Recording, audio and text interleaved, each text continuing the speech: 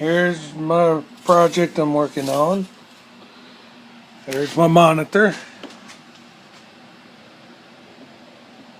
Let me get it out of the way real quick.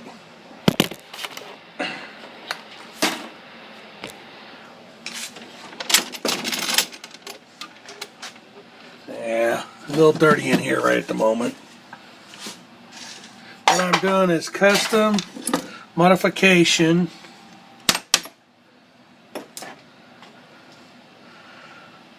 And big monitor I just took out off the top. It will fit inside of here. I'm taking these controllers out. And according to what it looks like when I take these benzels off, I'm going to put a piece of wire, graded, decorative, kind of like this right here.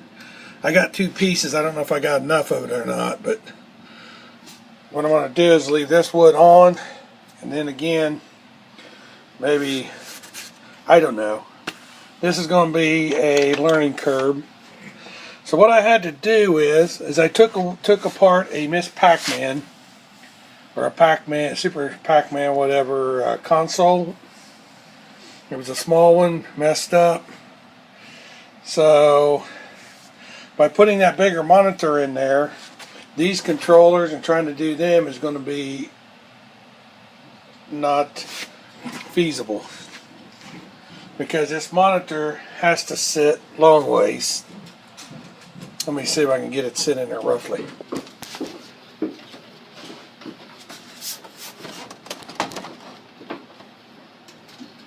There we go. It's going to sit in there like this.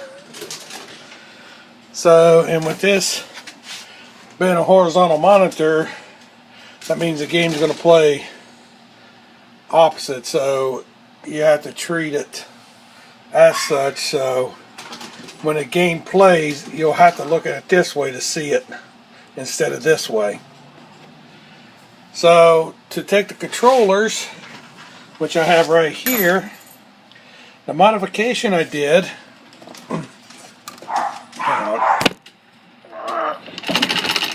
good God, I got that tight.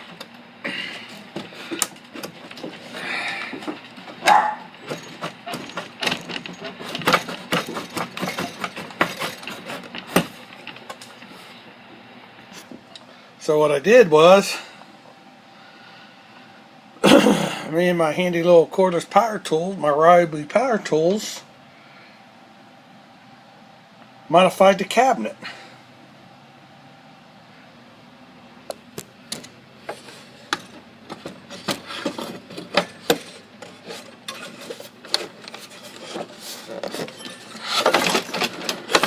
This thing fits tight.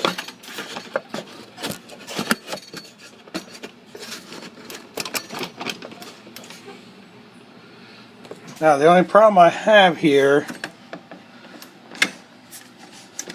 is when this is pushed up, you can see the gap right there, because this is thinner plywood. This is probably 5/8, and this is 3/4, and this was notched out for 3/4.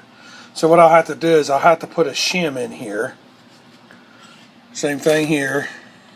Put a shim, and then I'm going to put a piece of wood or a piece of metal, cut it across here to connect this piece of wood to this piece of wood, so it doesn't make the sides weak. It doesn't make the sides weak this way, where you can break it off. So like I said, I'll have to reinforce that. That's no big deal. Again, it's just modification. What I'll have to do is come up here and cut this little bit of this wood out right here, because I do have metal track or aluminum track out in the shed, L-metal, and it will work perfect across here, because I can notch it out, take it across, screw it off here, screw it off there, screw it into here and there, and I should strengthen this back up. I don't know how much it's going to weaken it. I'm sure it's going to weaken it. So there's the piece I cut out. Now, what's nice about that is that piece I cut out, and the reason what's nice about it is this one here This is one I've already got apart.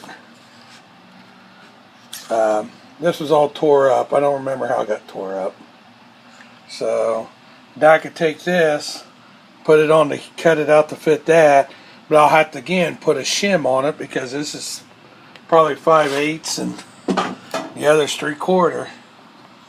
Then, because you need an 8-way joystick,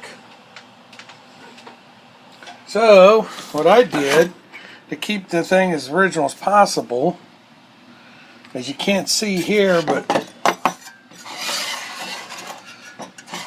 with the help of my rotary file wheel, which I have on a drill here somewhere, don't know where, oh, right here. This ain't one of those cheapies that you buy at the store. These are one of the real expensive files. Come out of machine shop, machinist. So the problem was this piece here was up under here, and you can see how it's squared. Well, that's how it worked a 4-way. Well, I took and routed this out, and it helped out some, but I still couldn't activate all this, because when it works on 8-way, it's supposed to hit, these two switches or these two switches to do the 8-way. So like I said, I modified it to make it work the way I want it, and it still wouldn't work quite right. But up here, like I said, you can't see it now because I got it bolted on. But this piece of stamped metal here had the same square punched into it, punched into the metal. And again, my rotary file made quick work of that. So what I'll probably do is I'll make a plug kit, because I got a bunch of I think they're right here, these here, and I got the mates to them, and I also got the new pins to go inside them, the male and females. So what I'll do is probably wire these all up to the switches into one big thing, because that'll be enough of them in there. And then I'll just plug it in my Gemma harness. I'll do the same thing. That way I can just plug it in and go, because I don't want to have to go in here and solder all these wires.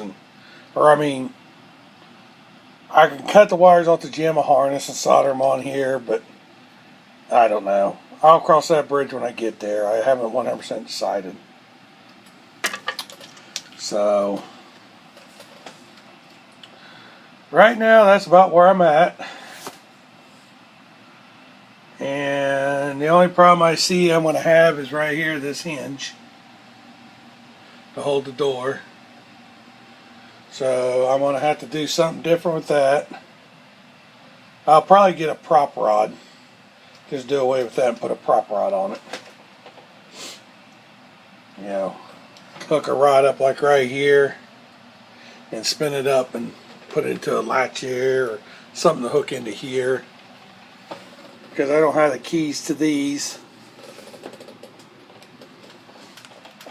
But I just put a hasp on it and said the heck with it, because I had this on route for a long time, for a while, and like I said, the monitor went bad in it. The game boards work and stuff, but I don't know the extent. They worked good when I turned it off and parked it in the shed.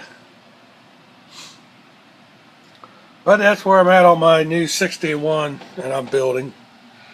I'm kind of one of them guys, if I could take something used, modify it, and clean it up, and make it still usable, that's the way I am. That's the way I roll, just like a jelly roll. So my next thing I'll have is this hooked up. Well, first I got to clean out the mess inside the cabinet, but that's another video. Well, that's what we're looking at. Goodbye.